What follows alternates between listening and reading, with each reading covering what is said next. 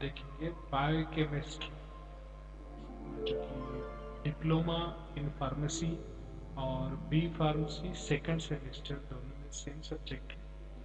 तो उसी सब्जेक्ट के कुछ एमसीक्यूज हम आज स्टडी करने जा रहे हैं, ताकि इस एमसीक्यू के जरिए आप आने वाले एग्जाम की प्रैक्टिस कर सकें।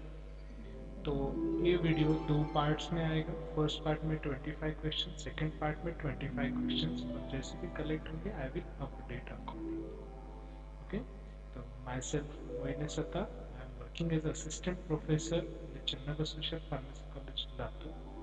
Okay, let us see the question bank for part 1 for the subject biochemistry. So let's start today's video. The first question is the connecting link between HMP shunt and lipid synthesis is. The connecting link between HMP shunt and lipid synthesis. HMP shunt और lipid synthesis के बीच कौन सी link है जो इन दोनों side को connect करती है? Option है राइबोज, NADPH, सीडोहेप्टुलोज 7 फॉस्फेट या NADH। कौन सी है? यस, बिल्कुल सही जवाब आपका वो है NADPH, जिसके द्वारा HMP shunt और लिपिड सिंथेसिस लिंक होता है। Next question, name the amino acid that directly participate in synthesis of heme. Amino acid का नाम बताइए जो कि हीम को सिंथेसिस करने में, हीम का सिंथेसिस करने में डायरेक्टली पार्टिसिपेट होता है। बिल्कुल बिल्कुल सही है, बिल्कुल सही जवाब है आपका, वो है ग्लाइसिन। बिल्कुल सही। ओके, अगला सवाल आपकी स्क्रीन के ऊपर, the nitrogenous base not present in DNA. ये नीचे दिए हुए जो बेसिस है नाइट्रोजन, इसमें से कौन सा डीएनए में प्रेजेंट नहीं रहता? कौन सा है? कौन एब्सेंट रहेगा डीएनए?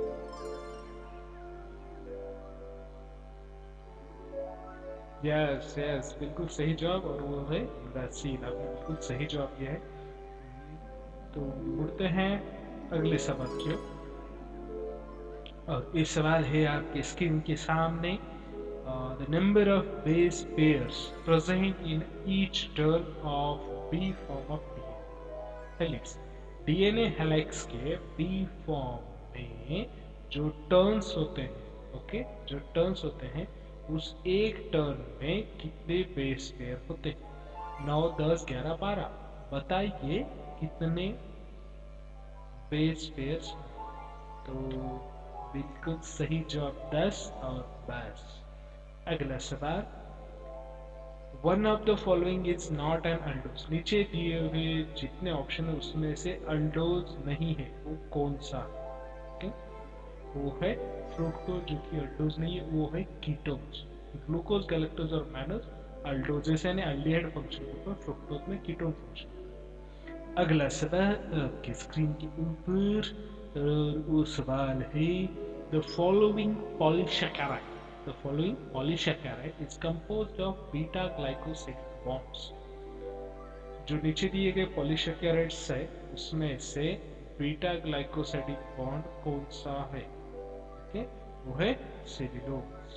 ओके, अगला सवाल, the chemical nature of the primer required for the synthesis of DNA। The chemical nature of primer required for synthesis of DNA।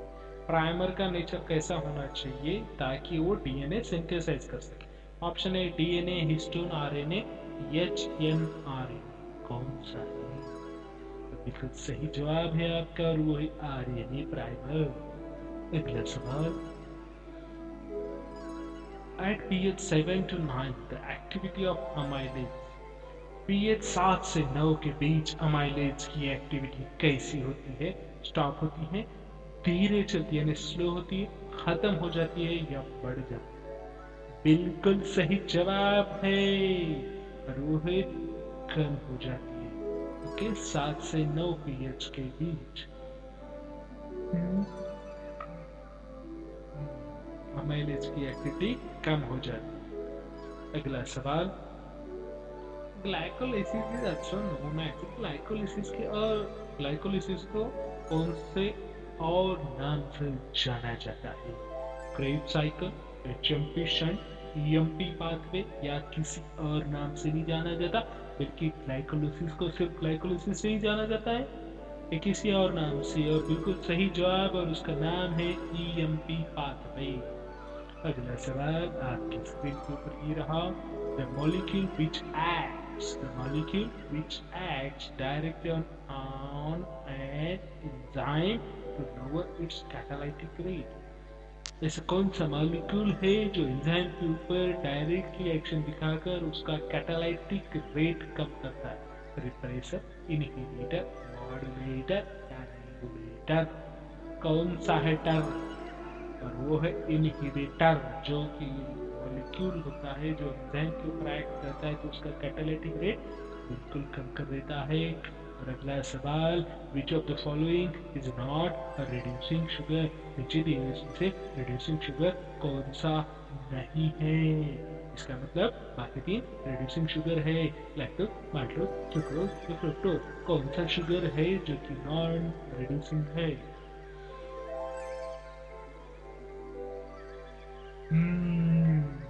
Sucrose है जो नॉन रिड्यूसिंग शुगर है, बाकी सब रिड्यूसिंग शुगर। अगला सवाल, the nucleotide is formed of which of the following units? Nucleotide बना है नीचे दिए हुए कौन से यूनिट से? न्यूक्लियोटाइड के अंदर कौन से पार्ट होते हैं, ऐसा भी ये पूछा जा सकता है। Nitrogen base and phosphate, nitrogen base sugar and phosphate, nitrogen base and sugar, sugar and phosphate. कौन सा है? और वो है nitrogen base sugar and phosphate. अगला सवाल, what is used to describe the process by which DNA is copied to produce two daughter DNA molecule? ऐसी कौन सी टर्म यूज की जाती है जिसके द्वारा हमें पता चलता है कि डीएनए से दो डॉटर डीएनए बन जाते हैं? इस प्रोसेस को डिस्क्राइब करने के लिए एक टर्म है, कौन सा है? रिप्रोडक्शन, रेप्लिकेशन, ट्रांसलेशन या ट्रांसक्रिप्शन? बिल्कुल सही जवाब, और वो है रिप्लिकेशन। अगला जवाब नहीं, उसका सवाल जिसका जवाब आपको देना है वो है बीटा ऑक्सीडेशन कहाँ होता है? न्यूक्लियस के अंदर, साइटोप्लाज्म के अंदर, माइटोकॉन्ड्रिया के अंदर, क्लोरोप्लास्ट के अंदर? किसके अंदर होता है बीटा ऑक्सीडेशन? बिल्कुल सही जवाब है आपका, और वो होता है साइटोप्लाज्म में। अगला सवाल जो है 15 नंबर का सवाल, in which of the following is an anticodon occurs? इसके ऊपर एंटीकोडॉन होते हैं, वो होते हैं टीआरएनए के ऊपर। अगला क्वेश्चन,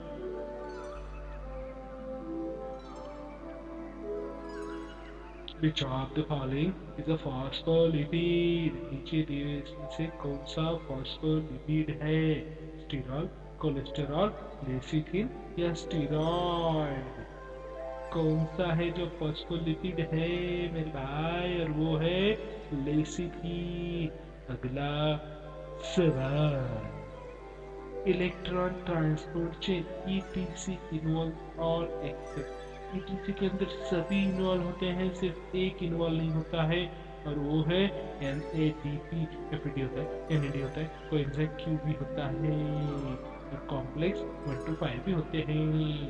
अगला क्वेश्चन आपकी स्क्रीन के ऊपर रहा, और ये जो सवाल है वो 18 नंबर का सवाल है।